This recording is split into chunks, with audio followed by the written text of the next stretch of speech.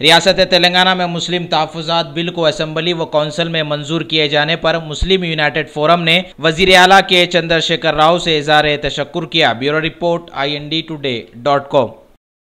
आज यूनाइटेड मुस्लिम फोरम का एक अहम इजलास आली जनाब मौलाना सैयद अकबर निज़ामुद्दीन साहब की क़ियामगाह पर मुनक़िद हुआ और इसमें अहम तरीन मौज़ूआत पर गुफ्तगू की गई।